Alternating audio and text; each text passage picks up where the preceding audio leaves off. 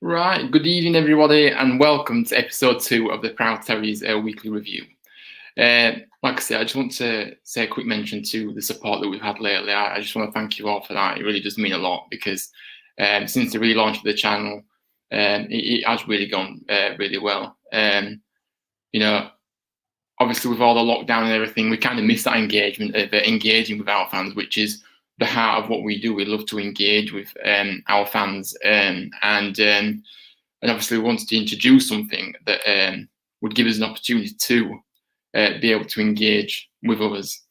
I mean, we kind of regret not doing it a bit earlier, I must admit, but I don't think anyone anticipated how long we would be in this pandemic for, so it's all right looking in hindsight. But the main thing for us is that hopefully we can, help people, as we slowly come out of this lockdown, help people through this, towards the back end of the pandemic and the lockdown.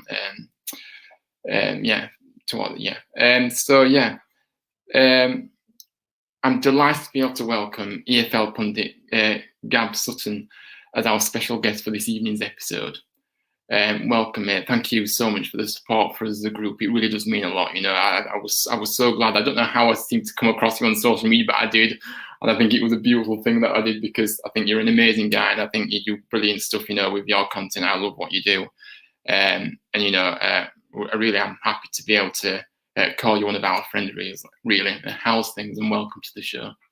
Thank you very much, Ryan. That's it's a real honour to be on. I always, as a football writer, one of the main things I really want to do is make the LGBTQ community feel really involved and welcomed, I suppose, as part of our sport, because it should be a given, shouldn't it? But it's not always the case. So, more than happy to come on, and it's great to chat to you. Thank you. That's very nice. Thank you. So let's start our review of the last match for Huddersfield Town, where we played QPR. So usually I start to look at the form guide before we go into what happened and obviously the team news. So prior to this, the last 6 games, Huddersfield, we've just had a really mixed bag. It comes up with 2 wins, 2 losses, and 2 draws. So it's all even there. It kind of feels like that's how our season's been, basically, up and down. But actually, the last 2 games has been really, really positive, and it's really, 2 games ago, if we'd have said we would be in the position where we are now, I wouldn't have believed you. It's kind of that kind of feeling at the minute. With QPR, I believe they won 3 games. They did beat Bournemouth in that run. That the last 6, they beat Bournemouth, which is a brilliant result for them. 1 draw and they lost 2. So let's go to the team news now, and I kind of put my spin on it, and we'll link it back to you, Gab, in a minute. So when I saw the news, I was absolutely really, really happy to see Jonathan Hogg back. It's such a big boost, and he's at the heart of that team. He really is, and when he's gone, you really do realise that quick. He's kind of this player that he's, when he's there, he doesn't get the recognition he kind of deserves, really, because he does the work that maybe goes unnoticed at times. But when he comes out of that side, you really do see that, what a big key player he is to us. And like I say, I feel like, his performance, as well, it was like he hadn't missed 4 games. He didn't look he wasn't rusty in any way, or and it was just amazing to see. For me, I felt Sanogo deserved to start personally when I saw the news of the team. But obviously, I wasn't really too negative about that. But I kind of thought, with his performance against Cardiff on Friday, I thought that he kind of deserved that start. And also, another thing that I want to mention is that Vallejo as well. I really wish that we could play a team with Vallejo and Hogg, because I think Vallejo has been absolutely fantastic since he came in.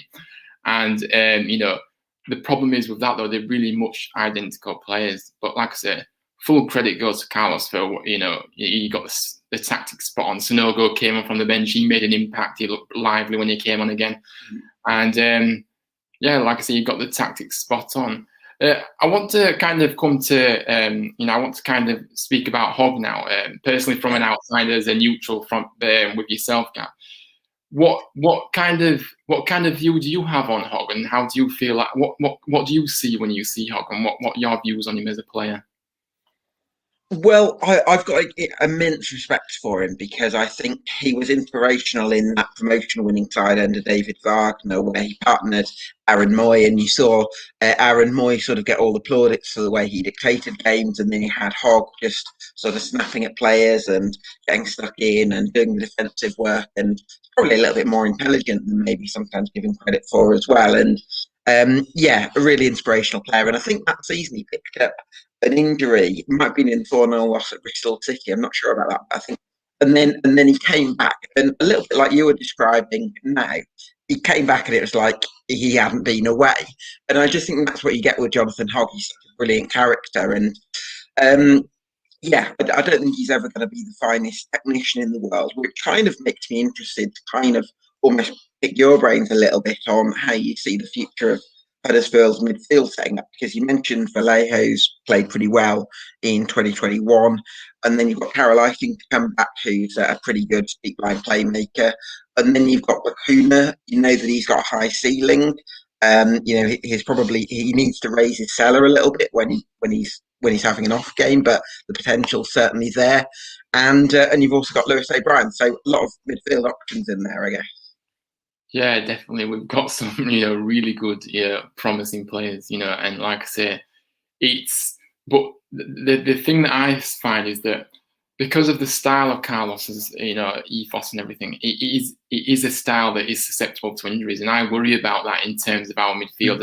It's been most notable that we've had so many players missing recently, and I know that slowly players are coming back, and I looked on the bench on the other day, and I thought to myself, this bench is getting, it's getting better now. We're actually seeing players that can actually come on and make that impact. And obviously, with the international break coming up after the Sheffield Wednesday game on Wednesday, I know Karoma and Eiting are due to be back as well, which is just a big boost. And again, it just means that we're able to, we're able to have more options from the bench. Because like I said, I felt like that was lacking, and I've got no problem with the youngsters having a chance, but I feel like there was too many youngsters on that bench that maybe were there because we had no one else, rather than there's the potential there, but there was kind of there because no one else was there. We were so short that actually that was what's happening. But I think I want to speak about Sanogo as well, moving on from the midfield to the to this position up front. He's pleasantly surprised me, actually, because I was kind of a bit skeptical about how fit he would be. I know that he said before he signed that he was actually quite fit and he'd been keeping himself fit at a club. I've forgotten where he was training now, but he was training and he was looking after himself. But what struck me the most about Sanogo is that he's not just a target man. He can use his feet as well, and for a tall guy like that, it's actually really unusual, if you could say so. Because usually with a player that size, he's quite just usually like a target man, but he's actually quite good with his feet, and that's great for us. But actually, his first impressions is that it looks really promising, and I know that it was a risk when we took him on, but if you look back to his former clubs, being at Arsenal, he wasn't at Arsenal for no reason, was he? He had that. He's had that talent, but maybe things have happened. That's maybe just and with injuries as well, maybe it's just halted that progress. But what's your opinions on Sanogo? I know that obviously we haven't seen him much lately, but actually he hasn't played for well over a year, and he's come in and he's really made an impact in a quick turnaround. Since he's come in. Yeah, absolutely. I think my first memory of Sanogo is I've been on FM11 or FM12, where he was very much a wonder kid, and he was someone I used to sign, actually. And just looking at it now, I was actually amazed to see that he's now 28. It shows how quickly time goes. But obviously, we haven't seen him much before his move to Huddersfield in January. I think What I would say is that I felt really sorry for him after he missed that penalty against Cardiff, or was it saved? Possibly, it might have been this, I think. Um, but um, but yeah, it was because he didn't quite get that moment right. But I felt like you could see that he was, very visibly upset, which shows that he obviously cares. And I also think that he put in, a decent performance against Cardiff. He probably didn't give you maybe the cutting edge that you were hoping for in terms of clinical finishing. I think he had some decent spells in the first half of that game. But he's useful in your own box, I think, because he's got that physicality and height, so you can sort of combat more physical sides like Cardiff. He's also someone who can carry the ball up the pitch now and again, because I think he's reasonably mobile for his size. So I think he's going to be quite a useful asset. And you look at someone like Fraser Campbell, who, listen, you know what you're going to get with Campbell. He's going to run the channels all game long, but I'd imagine he's coming to the end of his career now, and maybe you want to be a little bit careful with his minutes so that you can keep him fresh. So, and especially given that you've sometimes played two up top, sometimes Benza front two, it certainly makes sense to have Sonogo in around the first team squad to add your options. So he's not been, he doesn't look like he's the clinical striker that's going to score all the goals that are going to fire you into the top half this season. He might become that striker, but I think that he's going to be a really useful team player and hopefully someone that's going to help you get over the line in terms of playing in the Championship. Yeah, that's a good point. I think the so let's go on to the team. We played a 3-4-2-1 formation. I love this formation because I think it really complements our style.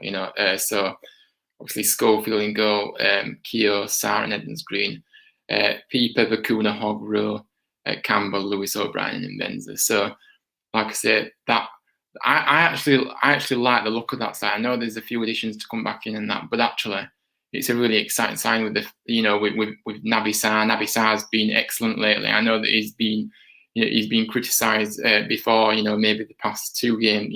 Prior to Cardiff, for example, but Naby Sarr again was outstanding the other day. He really was. That the amount of headers that it was clearing. It feels like to me like he's getting used to our style, and he's getting. But he'll always make mistakes, but we're learning more now, I feel. And like I said, with Keogh's, another, maybe a player that's just a short term just to get us through to the end of the season. But again, a useful addition in the relegation fight. Edmonds Green, obviously an upcoming youngster, which he's brilliant. I really like it. I really like to watch him.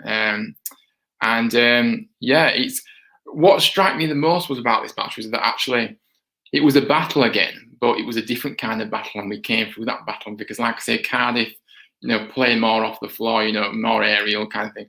But this was more of a battle on the ground, and we really did come through that with flying colours, and I think we really did deserve to win. So the first chance of note that I noted down was that in Benza's strike, which brilliant build up before, and Benza just has a strike and it just goes wide. But again, great link up play with Pieper. Pieper's amazing. I love Pieper. I think he's defensively maybe a bit questionable, admittedly, but he's great going forward. So that was my first note of that. What are your thoughts about Mbenza? Because I know that as Town fans, we kind of felt like he didn't hit the ground running in that Premier League year that we signed him. He's come back and he's really fought, and he's really you could see that he's put the extra yards in and really put it in the training. But he kind of goes missing at times for me. When it gets tough, he kind of goes missing. If you remember when we was going through that really good patch when Carlos came in last year, when things were going really, really well, and we went on a really good run, and Benza was playing really well. But when we've had a really tough 2021, admittedly, he's not really done enough for me in that aspect. What are your thoughts about, like I said, in Benza? What do you know much about him, and what do you feel? Well, I think the first thing you got to say is he's someone that's got loads of pace. So did Adama Diakhaby, and I think there's often that tendency, I think, early on in Mbenza's reign to kind of put him and Diakhaby in the same bucket of players that have pace but don't have anything else. And I think that one thing that you'd have to credit Carlos Corberán for is he seems to have refined Mbenza's game, and there's a lot more times this season where Mbenza's been able to fizz a shot at goal. I think because of his athleticism, he seems to be able to generate a certain amount of danger and threat about the efforts at goal that he produces, and I think that's been a massive part of your season so far. So it seems like he's obviously got that pace, but he's also become maybe a little bit more refined technically this season under Carlos Corberán, and I think working with Bielsa probably helps that in terms of Corberán's education, because I know that Bielsa was someone who doesn't see a player and think these are his strengths, these are his weaknesses, he's only going to be this player. He sees potential for improvement, and you'll forgive me for praising the Leeds manager on a Huddersfield show, but I do think that that's an important point, and maybe something that Corberán perhaps picked up to an extent that, you know, or maybe he sort of had that as part of his general outlook anyway. But certainly he seems to be able to develop players like Mbenza to new heights.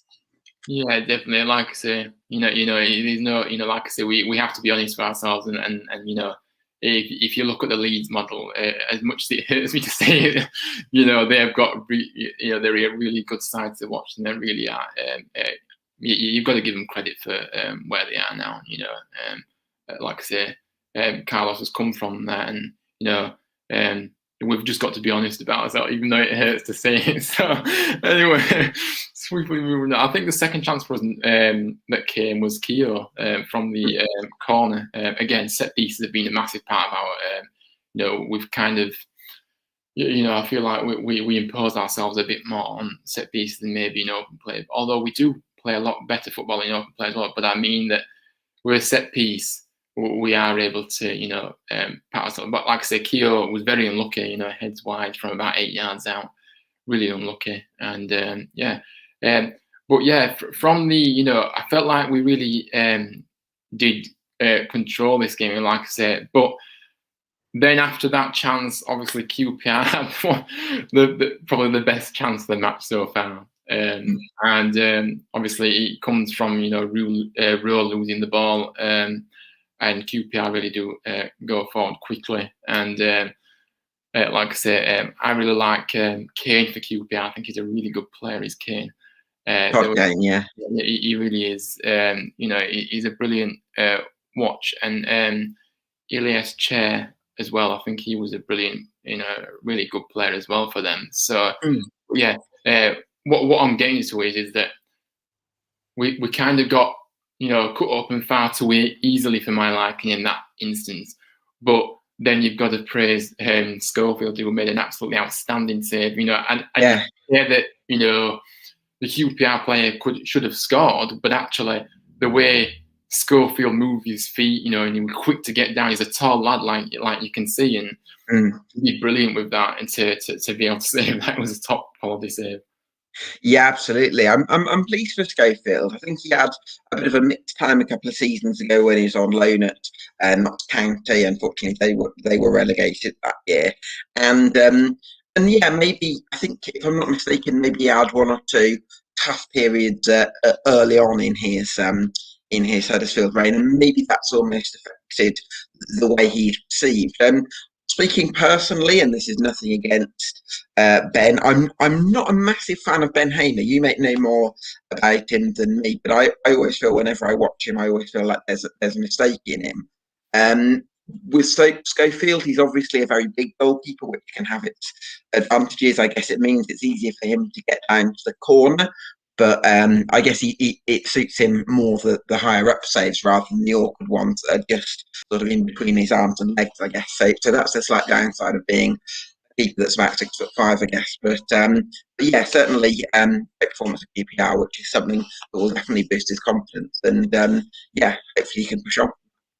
Yeah, definitely. I think Ben Hamer had quite a mixed reaction with Town fans, actually. And, we kind of got that feeling, like you said, you never quite trust trust him when he's in goal.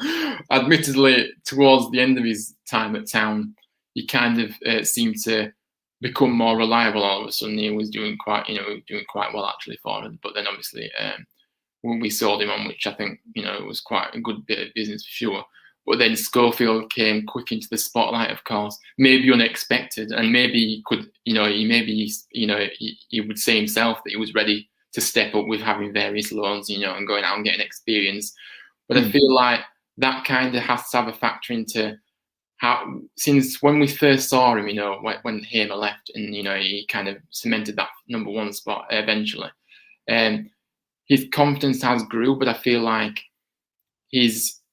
I think he's been unfairly criticised as well, because if you look at the past 2 games, for example, and his defenders have really helped him out, and we really defended really well. He is able to have the ability to keep clean sheets, but like with any goalkeeper, whether you're the best in the world, if you don't have that protection from your back line, then you are going to be found out more than you are going to. It's only common sense, that, isn't it? That you've got to have that protection from the back line, and if you don't have that, then it's going to be very hard for the goalkeeper to do anything. But yeah, I'm not saying that Schofield, Schofield's still young, he's still developing his game. There's still things that he can improve, and I'm pretty sure he's aware of that as well. But ultimately, these past 2 games, 2 clean sheets, back-to-back clean sheets, which is massive for a team like ours when we've been conceding so many as a player, and the confidence that breeds within as well. Schofield will be feeling good about his game more so now. Now he's keeping a few more clean sheets, and also, with the defense as well. We can look and criticize the defense in that aspect, but actually, you've got to give them credit, because they've really, and Carlos has, changed, adapted his style maybe as well, in terms of, we're not, if you saw before the Cardiff match, we was kind of too busy messing about the back, and we was very overplaying at the back, which is a problem. But now we seem to go a bit long. We seem to go long a bit more than we used to do. So Carlos is kind of adapting that kind of thing. Maybe we haven't got the players. No disrespect to our players, but maybe we haven't got the players like Liverpool, for example, who do it very well. Maybe not so right now. Maybe that's a bad example. But you know what I'm trying to get at? These world-class players that Liverpool have got, they are able to play that style. So we've kind of adapted now, and I feel like that's really paying dividends with our results. The past 2 games have been really impressive for me. Yeah, absolutely. It's interesting that that conversation about playing it from the back. I mean, I think we've seen Norwich have quite a lot of success from playing out from the back, and they had their first season under Daniel Farke, where it felt like the downsides of playing out from the back outweighed the benefits, and it was kind of a little bit disjointed in that first season, and they persisted with Farke and built the team that we've seen in the last 2 championship seasons. I think really I would have a lot of faith in Naby Sarr as a defender, because I mean he dealt with a physical threat against Cardiff a week or so ago. I was actually reading one of Stephen Chicken's articles on the Examiner, which I know Stephen puts some fantastic content out there.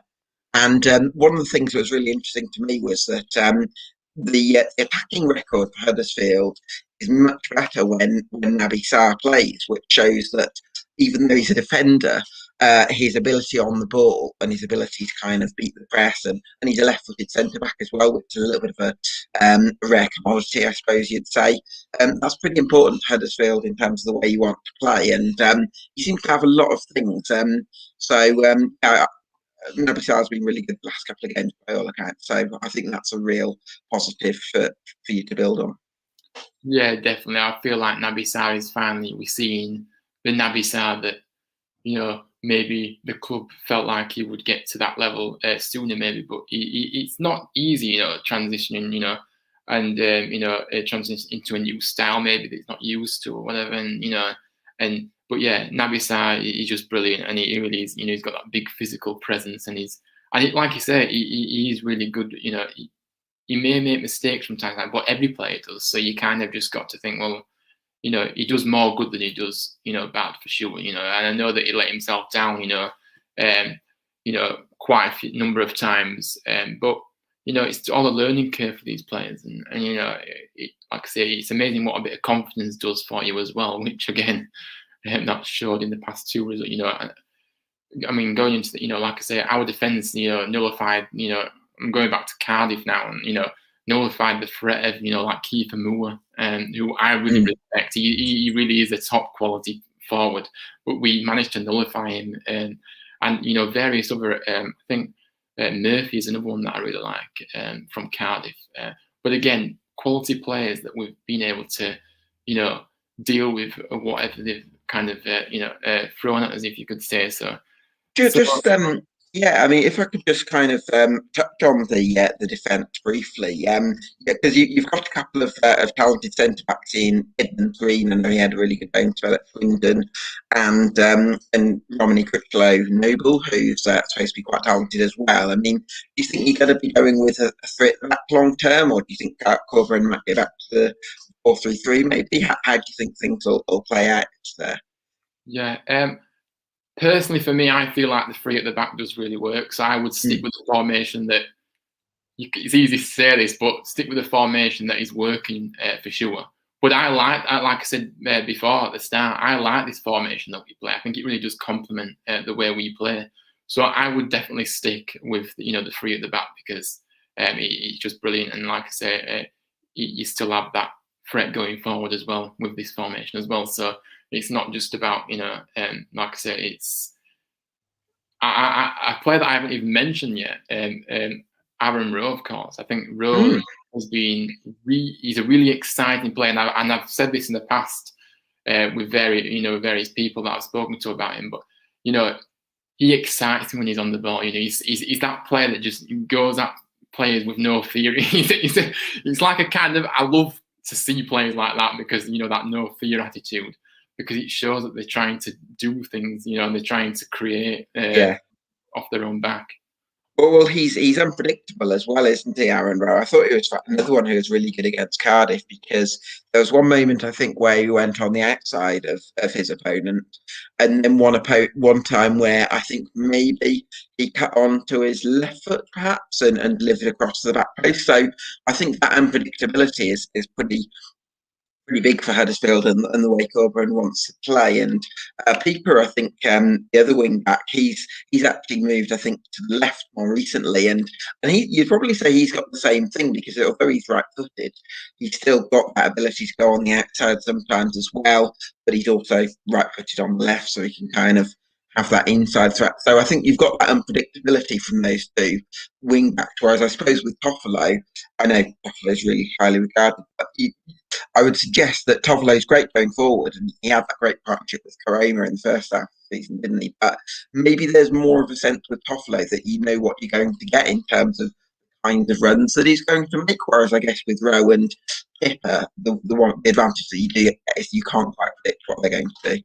Yeah, that's a very good point. You made that actually. Yeah, that unpredictability of what they're going to do is maybe it tricks players, doesn't it? And it maybe finds a way through. Whereas if you've got a Toffolo, but he's more predictable with what he does. But like I said, I don't want to criticize Toffolo because I do like him. And I think it's unfortunate that he got injured and things like that. But like I say, it'll certainly be interesting when he comes back what Carlos will do because, like I say, it's. I put it this way: it'll be difficult to to see what because like I say, Pieper's doing well and Rowe looks brilliant.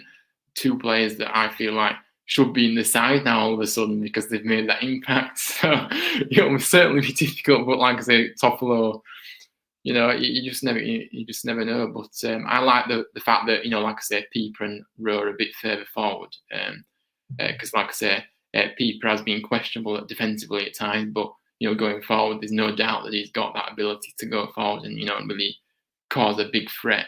But like I say, it's maybe something that Carlos will work with him on in terms of maybe looking at his defensive duties and maybe just kind of just working on him with it really. So he's definitely not just the case of he can't defend. That's it. It's not the case of that. I think he's still young and he's still developing. So I feel like he's gonna he can work on that aspect of his game. I think, again, Keogh seems to be one that, like I said, I want to go on to Keogh now, and this is leading on to the next chance now that we had. I'm really surprised when he drove forward for this attack that we made, and like I say, kind of found himself in an attacking position, something that we're not really used to. But he, like I say, he played the ball into Bakuna, and Bakuna had a really good chance to maybe score here.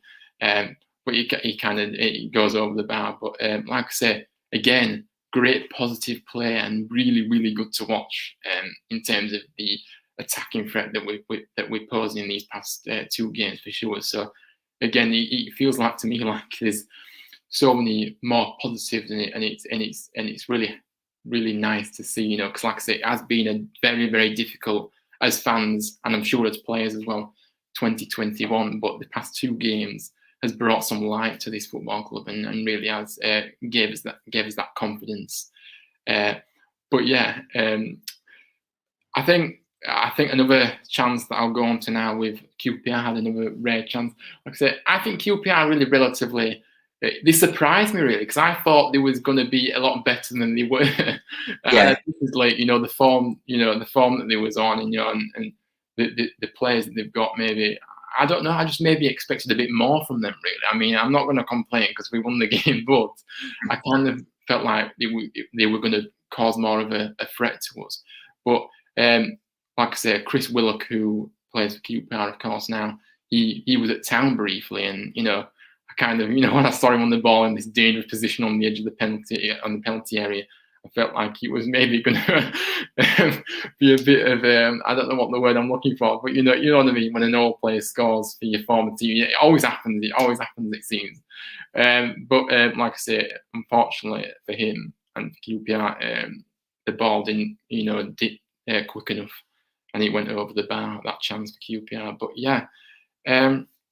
This game though definitely felt like it was that since a really, really big afternoon for us, and like I say, we've missed opportunities in the past, but we took this opportunity, and like with Cardiff was a strange one because we played so well in that match, and I felt like I say, reverting back to what you said about Sanogo's performance and everything, and missing the penalty, he really did deserve to score that goal, and I think I mentioned it in the last episode that.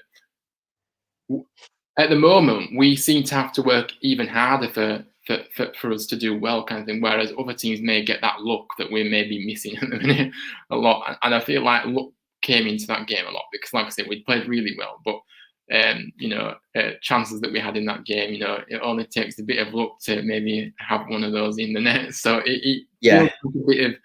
I'm not feeling sorry for ourselves really, but I'm kind of saying that we haven't had much luck this season. Yeah, that was an interesting one because I think I watched the full 90 minutes of the Cardiff game, obviously, and I was kind of probably in terms of the patterns of play, I was probably more impressed with Huddersfield in the first half because he put lots of really tidy moves together.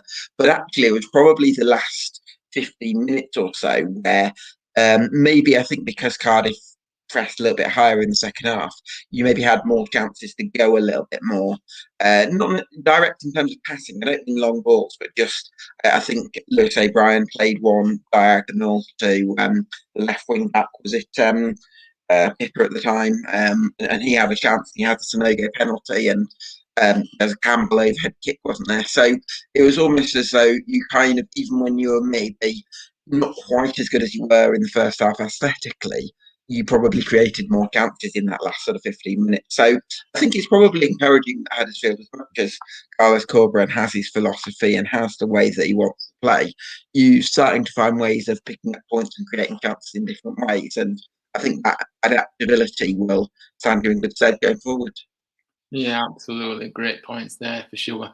Again, I felt like, Kane was their main cause for it, and he was causing a few problems, the way it was, but I kind of felt like at times, I think we've been really, in terms of, if you've watched Huddersfield a lot this season, how easy it is to get the ball into the penalty area, maybe should be nullified a bit more than it is doing. Because like I said, I think that, a lot of teams are getting a lot of crosses into that penalty area, too much for my liking. But full credit to Kane, and like I say, we mentioned Sarr earlier.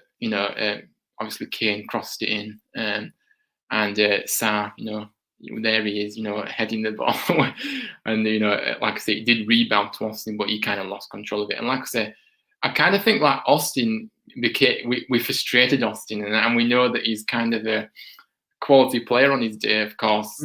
But we as the game went, we kind of just frustrated him, and it kind of impacted his game. So again, that was a good kind of plan, that we tried to kind of nullify him, and obviously he got frustrated very easily, and you could see that with his body language as the game went on.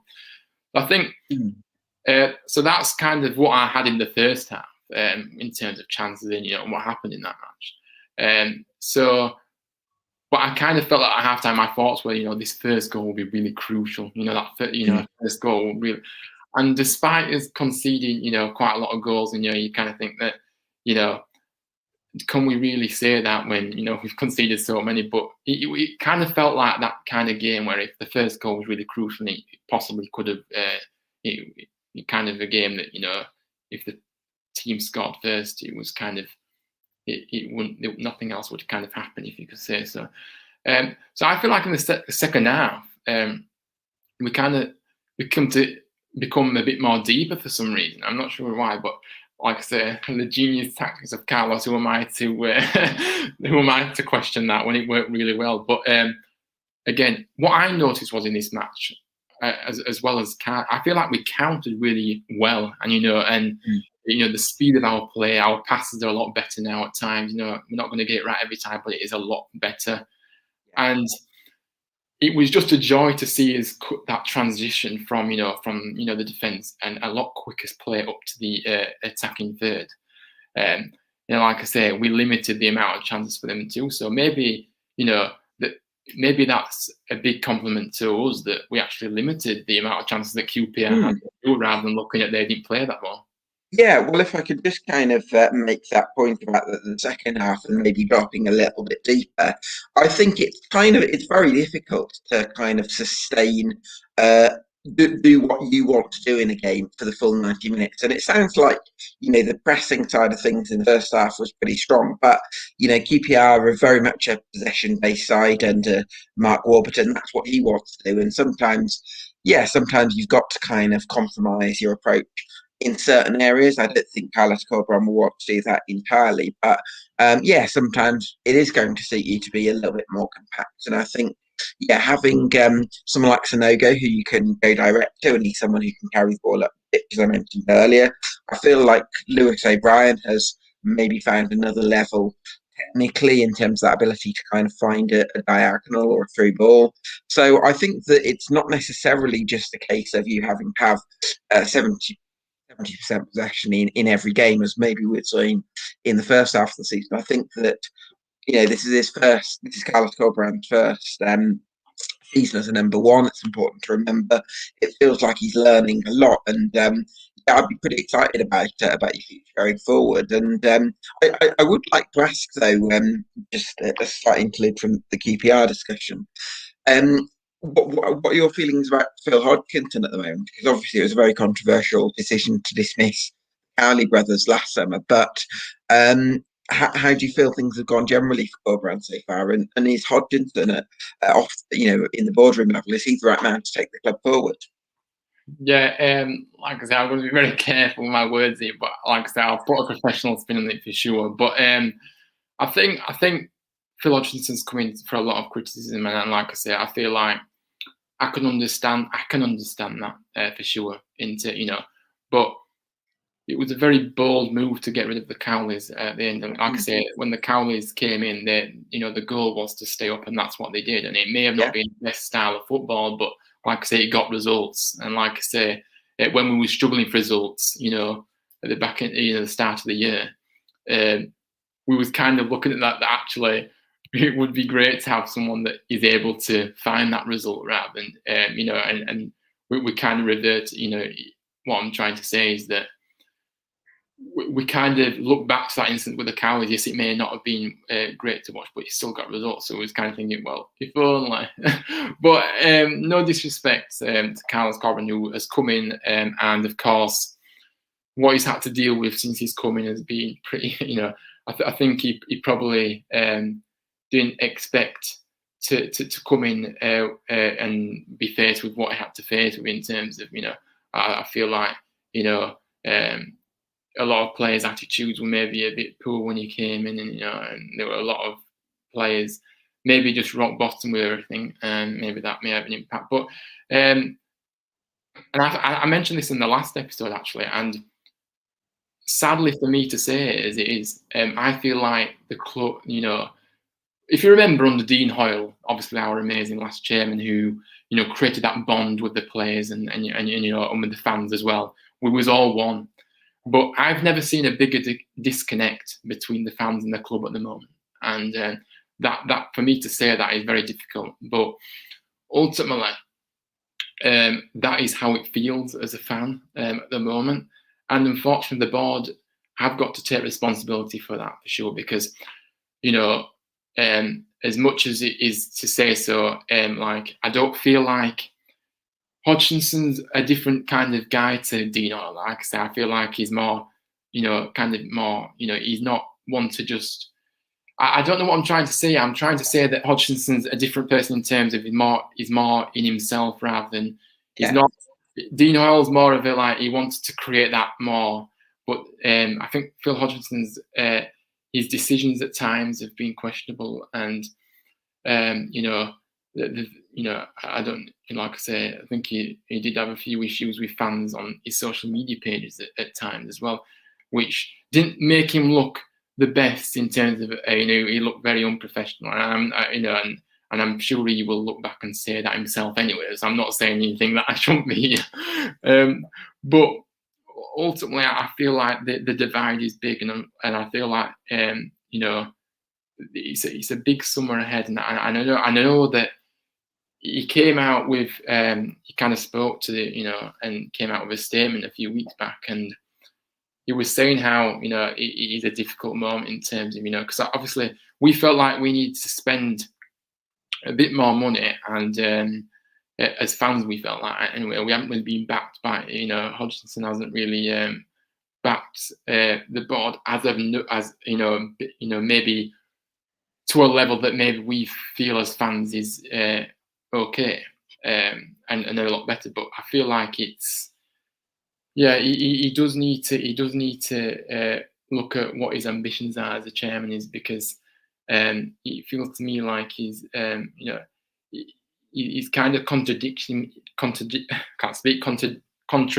himself at times with what he's saying as well, and I don't think that's helping the connection with the fans either.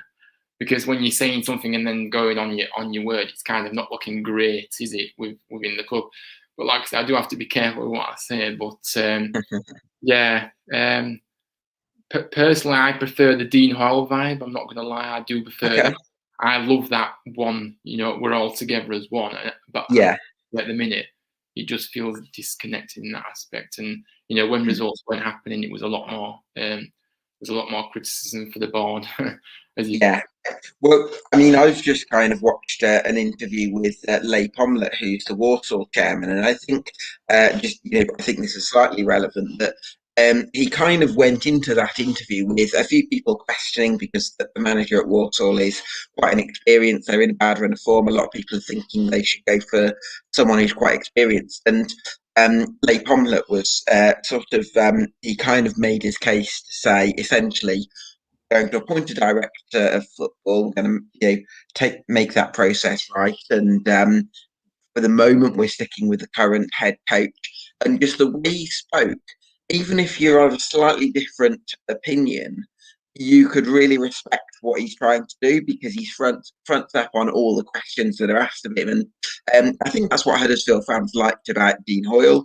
And maybe you're perhaps not quite getting that from Hodgkinson, and hopefully that's something that he learned from in his reign. Yeah, for sure. Like I said, we'll have to see how that partnership develops. But I feel from personally, I feel like there'll always be that atmosphere with Hodgkinson. With his, I just feel like he's come in and he's kind of really. I don't know what the word is, kind of put his own spin on it, which is understandable, but he's kind of done a lot of things that fans have questioned, and I don't think that's helped his reputation. obviously coming from a team like Southport, who he was chairman of before, it's not really comparable, really. And I've had this discussion before with what is happening, what you have to deal with in terms of that. It's not comparable, but we'll see. But like I say, the final point that I want to make is that Carlos is really trying his best, but I think that this summer will be really key for us, because it'll allow Carlos to get his own players in. It'll allow him to have a full pre-season. It'll allow him to, there's a lot of players out of contract this summer as well. I think there's about 13 players out of contract. So big calls to make there from the top for sure as well. So it'll be really interesting to see how that develops. But I really do like Carlos. He's a really exciting manager. I like the way he's making. Okay, at times it's questionable what he's done, but as a manager, you've got to understand that you're learning as you go along. And with he is fairly new to the role of head coach. And it's important to give him time. And I think a lot of clubs don't give managers enough time. If you look over the times where players, managers have been got rid of far too quickly for my liking. And you could kind of put a claim into that about the Cowleys, really, with our situation, because really, like I said to you before, they came in and they did what they want. They did what they, that they was asked to do. But I don't know if there was. I think there was things going on behind the scenes that maybe created that departure, really, rather than what happened on in terms of us staying up. I feel like Cowleys. I think the Cowleys wanted full control, which is understandable, of transfers and things like that. And I think they were promised that at the start, and it wasn't actually stuck to, unfortunately. So that was a big thing. Of well, you'd appointed that was it Leigh Bromby, the ex-Sheffield United player, and was he a sporting director, or certainly in a sort of prominent role off the field? So it seems like there'd been a restructure at the club, and I don't know whether the Cowley brothers it might be a case that the Cowley brothers weren't agreeable to the restructure, or whether the board felt like they wanted more of a head coach. But I'm a big fan of the Cowley brothers, because I think they're very meticulous in the way they go about things, and certainly did a really good job of changing a losing culture. And maybe they could have got similar results this season to Corberan. But again, I'm nothing against Corberan, because I think he's doing a decent job too, and I think he's got a good future in coaching. Yeah, definitely. I mean, let's get back to the QPR. Like I said, we can talk about. So, like I say, I do feel like this is an important part of what you've just brought up with the the ownership and the manager, because it kind of links into all the things that are happening on the pitch as well. So, the first half of the first attack of the second half came about here, and like I say, Naby Sarr at the start of it, brilliant ball up to Lewis O'Brien. Really, Lewis O'Brien really is flourishing again. Like I say, if he's played in the correct position, he is going to work. But like I say, I feel like when he was playing, I think he got put at left back, and I just thought to myself, and that was kind of the question of why Carlos kept him in that kind of position for so long, because the fans were kind of thinking, well, I think at a point it was kind of thinking, well, why is he continuing to play him there when he's not really been that effective in that position? But that's another story. But he's back in his position now, and like I say, he drove forward for this attack. Like I say, he plays a brilliant ball across to Pieper. And like I say, he crosses the ball in brilliantly. I love the crossing from Pieper. Again, you always kind of feel like something's going to happen when Pieper's on the ball. It's just brilliant. And like I say, Bakuna, he was in the right place at the right time. And what a finish that was. Like I say, no keeper was stopping that. I don't think you could connect with it any better. And there was no stopping, that power of that strike that Bakuna connected with. Yeah. Well, he's a really interesting player, isn't he, Bakuna? It feels like he can really turn it on when he's feeling confident, when he's in the mood. I suppose the criticism that yourself might have and Huddersfield fans is he's got he's liable to sometimes throwing in the odd sinker, and I think that sometimes in football, your weakest player can also be your most significant player in that sense. And if one player really isn't turning up at all, then how do you put together a really coordinated press that forces teams back with lots of high energy? That can be a bit difficult. So I think there's one side of Juninho Bacuna in which is, someone who's got loads of potential. I think you saw it after his goal at QPR, where you just saw this player kind of brimming with confidence. But at the same time, I don't think he started that for game at QPR that well, and I think a lot of people are saying he's got to come off. So again, lots of issues there, and I think if you can maybe just increase his floor, if you like, or his base level a little bit, and just add that little bit more consistency, so that when he's not absolutely full of confidence, he's still a respectable cog in this team. Then I think maybe there's potential for him to become a top 10 championship player. But he needs to maybe add a little bit of consistency. Yeah, like I said, Bakuna is one of those players that are really really difficult to speak about, because we know when he plays well, what he's he's a top player. But for me, ultimately, I kind of think he really does let himself down in terms of I've looked at him at times and I thought, well, his attitude's a bit poor here, and he's not really putting in the hard yards that maybe he should be, and he's kind of a player that, for me, and I'm not, I love Bakuna, don't get me wrong, and I think he's an amazing talent, but he's not. I won't class him as a team player, because it seems to me like I get the vibe that he's kind of all about him in terms of of what he does on the pitch, kind of thing, because.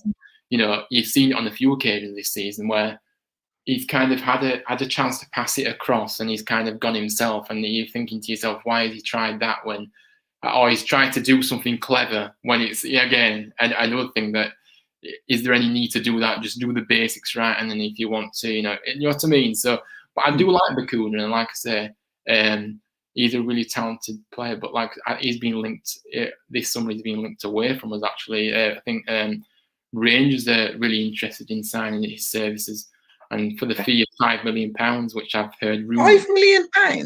So we have to. Really? Well, to be honest, if I were in your situation, I would probably cash in on that, because next season you're going to have Carol Eiting back fit, aren't you? So you're going to have the tenacity of Jonathan Hogg. Carol Eiting's on loan, isn't he? Yeah, Carol Eiting's on loan, unfortunately. Oh. I don't know. But there is potential for him to come back next season, for sure. Though, right, okay. Well, let's hope he comes back for your lot. Yeah. Yeah, but yeah, it'll be certainly interesting. But like I say, you've got to take that offer if it comes in from a club like like I say, with that amount, that because I feel like Bakuna is a really good player, but I just feel like I don't know if he fits the Huddersfield Town model, if you could say so, in terms of that player that works hard for the team and and shows and he's more, he's a team player kind of thing. But like I say, I'm not criticising Bakuna by all accounts, for sure, not at all. But I'm just saying that he does let himself down a bit, as well as and watching him, he's frustrating at times. That was the best way to put it. I mean, do you have a kind of an idea in mind of, say theoretically Bakuna were to go to Rangers for £5 million, how do you think you'd try and build your midfield next season? Because obviously, from what you've said about Jonathan Hogg, he'd be pretty much a staple at the base of that midfield. But I think, as we mentioned earlier in the show, you've got Lewis O'Brien, who's really coming on, hopefully Eiting back, Vallejo in there as well. Do you have an idea of how Carlos Corberán would look to kind of mould that midfield for next season? Yeah, good question. I'm not entirely sure personally, but I feel like it's certainly going to be interesting to see what happens in the summer, and I think then we'll have a clearer idea of who's kind of looking for those places in that midfield, for sure, and whoever we bring in, obviously that's another factor. So it's hard to speak about that just now, because you just never know who will come in or who will depart ultimately. So we've kind of got to look at it in a way that deal with the here and now. But I think that look ahead to next season. Admittedly, first let's get safe from this position that we're in. And like I say, we had chance, more chances to finish this match off. I was kind of thinking to myself, I really don't hope. I still have the back in my mind. I really hope we don't ruin missing these chances for the second goal. And obviously, it's we managed to see out the game. But like I say, I think like I say, we had plenty of chances. A really good chance towards the end of the match with a brilliant interception by Dehaney, who came on as a substitute, and he found a pass to Lewis O'Brien, and then he plays it into Holmes, and then he cuts inside, and then he makes the keeper work, and the keeper kind of looked a bit dodgy in that instance, I just seem to remember, and he managed to get it away, but it didn't look convincing. But again, like I said, Pieper had a few chances. Maybe he felt maybe he could have scored one after the game. He may have reflected upon that. But I think the second half summary was that actually we started, it was a really sluggish first few minutes of that half at the start, but then we were absolutely superb for the rest of the match. Like I say, brilliant. Another example of a brilliant counter was when QPR was attacking. Who played the ball into Lyndon Dykes, but he tried to lay it back to Kakai, who it was a brilliant interception by Holmes, so it was a bit short, and then we went straight back up the field. Like I say, Pieper goes driving down the pitch, really quick burst, really fast, really he's brilliant. Like I say, he gets the ball moving so quickly, and like I say, brilliant ball to O'Brien, and then if you remember, he crosses it into Sanogo, who he couldn't connect with it, like I said, but that was a big chance. But again, I'm talking about the overall play of how we're attacking, and it was just brilliant to see us have that in us again on Saturday for sure. Yeah, absolutely. Just kind of wanted to, I think that's definitely credit to Corberan, and I'm kind of interested to kind of get a sense from Hind fans of, you don't want to compare him to other managers because sometimes that's unfair. Because what David Wagner did, it was incredible what David Wagner did.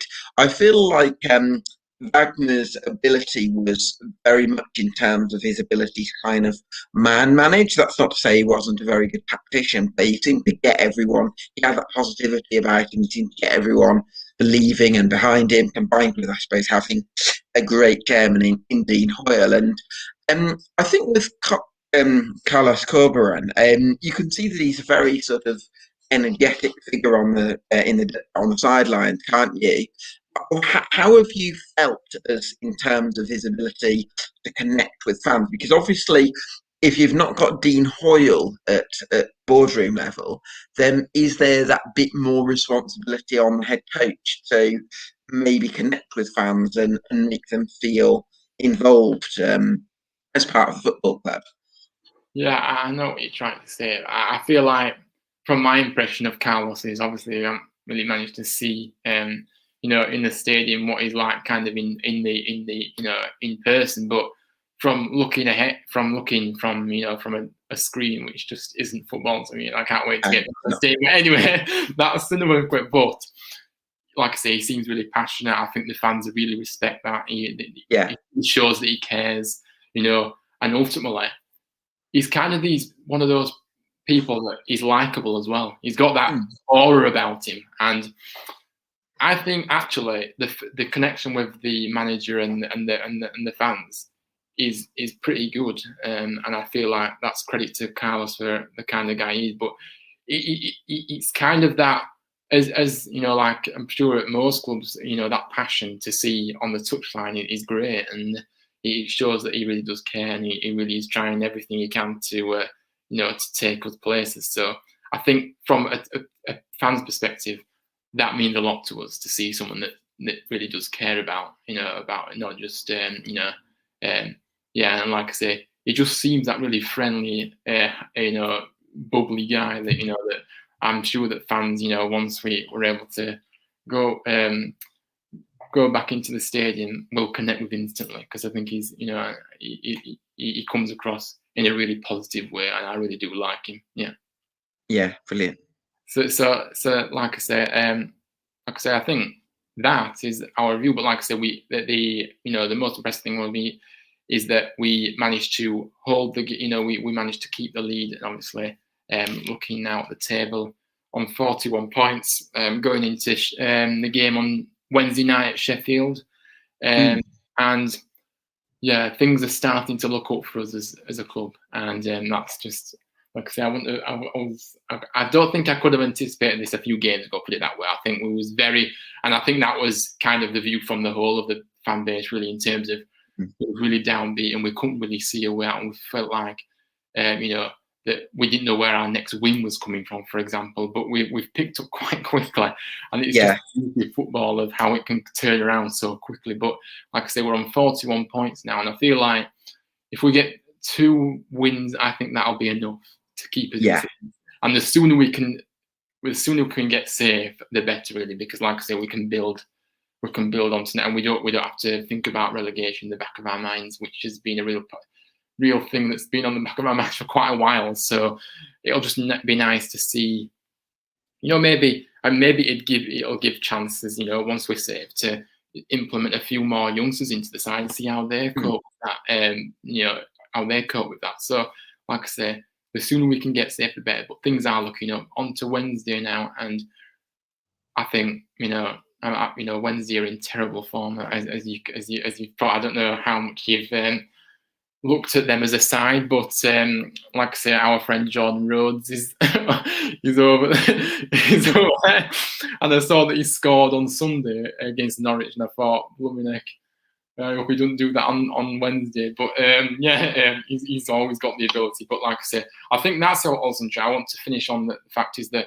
we go into Wednesday now before the international break, and I feel like this is a massive game, and if we can manage to get the win. And like I say, there's no reason why we can't, because if we impose ourselves like we have in the past 2 games, I feel like we have got a good chance for sure. Because I don't know what's going on at Sheffield Wednesday, because I think it's a bit of a shame, really, that they're not really a rival to us, really, but it's kind of a quite a bigger club than maybe in the Championship they are quite a big club, aren't they? And they kind of find themselves in a position that anyone would have expected at the start of the season. I don't think they would have done, really.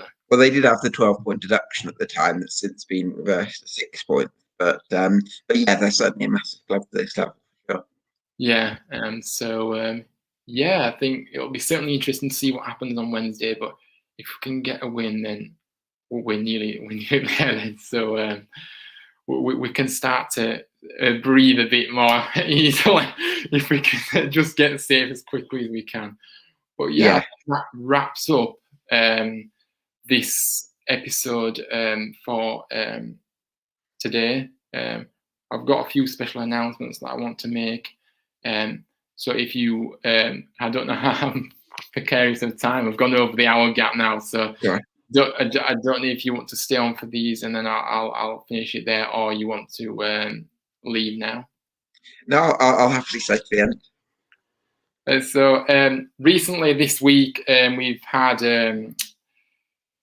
We was notified about a project that's coming to Huddersfield really soon, and it's to provide 2 LGBT groups to be created, and really create that safe space for the community in Huddersfield as a whole. And we really did see this and thought, wow, this is brilliant, because I think representation in the town, and the town as a whole, lacked that, that friendly atmosphere for the LGBT community, and it feels like we're slowly getting there now, because there is another an LGBT venue down the road from there as well, and it's nice to have that visibility in the town now, because like I said, we kind of have that gap where we didn't really have many LGBT friendly environments for quite a while. Since I used to go to a place called the New Union, and I used to go for lunch every now and then. And that sadly closed down, and for a big time it kind of just lost that vibe of, I'm not saying that I don't feel safe in that environment, but it just feels like it's more, and it's sad that we have to still have these safe spaces. Absolutely, yeah. But the breakthrough here is that the point I'm making is that you know, we was looking for a safe space before games, before town games, obviously looking ahead to next season, of course. And like I said, this cafe that's going to be opening hopefully soon is a big step forward to finding that venue that may be the perfect one for us to be able to, you know, socialise with our fans and our the members that we have at our disposal. So again, that really brought a smile to our face this week. I think, yeah. So also social media, we've hit 2 milestones this week. Getting to 1,700 followers on Twitter is absolutely incredible for a group like ours. You know, we've kind of been stuck around the same amount for quite a while. We've kind of just managed to get our numbers up a bit more. So, you know how it is on social media. And then we've managed to hit 700 followers on Instagram. So, like I say, the support that we've had is just been incredible. And like I say, I want to thank everybody for following us for sure. And the last announcement is for the next special guest that we are delighted to bring to you next Monday at the later time of 6:30. And we will be joined by Matt Glennon, who is a real special guest to us as well. Like I say, he was a player at Huddersfield from 2006, spent 4 years here, making 109 appearances. Like I say, I got to know Matt through, you know, his goalkeeping academy that I attended quite regularly. Through a period, like a year or two back now, and like I say, he's been really supportive of the group, and that means a lot. And like I say, he does commentary for our town games now on BBC Leeds, so he's a big presence at the you know, and he's a fantastic guy. And like I say, we'll be bringing that to you next Monday at 6:30. So I'm really looking forward to that chat, because yeah, he's a person that I really respect, and you know, to see, you know, like I say, you know, players that have played for us actually, you know, support what I'm trying to achieve and what the group is about means a lot to me. Like I say, I've kind of mentioned this before about Andy Booth really showing support for us as a group. You know, he became our ambassador of the group not so long, but about a year or two back now. And you know, this guy is a club legend at our club, and for him to actually support what we do means a lot. You know, he's like a big figure at Huddersfield, and I kind of grew up watching him, and he was kind of my idol. So actually, to have someone that big a figure support what we do is just incredible. So yeah. So them are the announcements for this week, everybody. And like I say, Gab, thank you so much for joining. I really do appreciate the support. And like I say, like I said at the start, I'm really glad that we came across each other on social media, because like I say, you really do a great job of what you do for sure, and I love your content, and you know, I'm a big fan of your show that you do. So yeah, really nice to speak to you, and thank you so much for joining us this evening. Yeah, feelings mutual, Brian. It's been great to chat to you, and yeah, all the best for the show, and all the best of time for the rest of the season. Thank you so much. Take care, and I'll speak to you soon. Thank you.